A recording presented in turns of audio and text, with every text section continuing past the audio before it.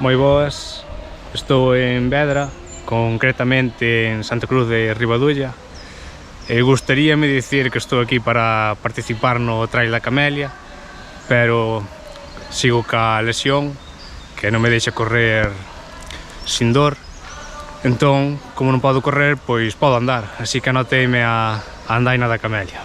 Vai ser a miña primeira andaina, a ver que tal, cun percorrido de 14 km e 400 metros positivos. E nada, xa vou pa saída, que canto máis cerca teño a carreira da casa, máis tarde chego, ainda tuve que volver polo reloj. Así que, nada, deixo vos agora ca saída do trail largo, e nós salimos xa 5 minutos despois.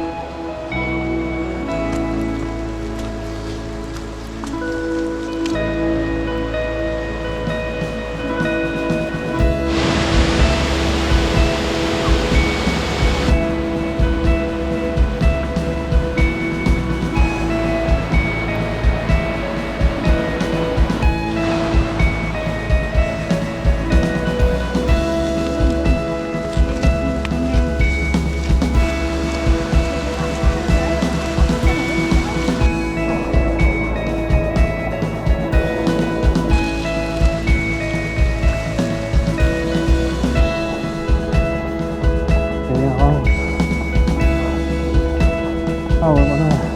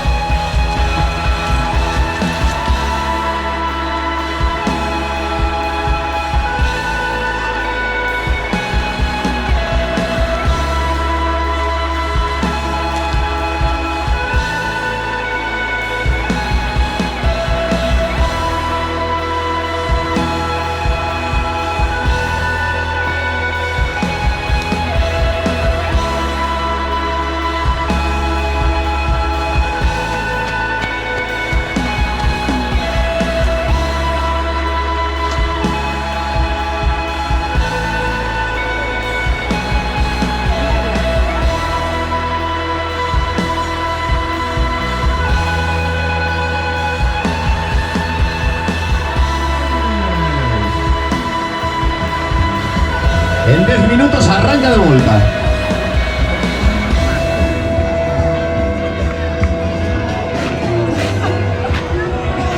Es Miguel que cambió a carreira pola andaina.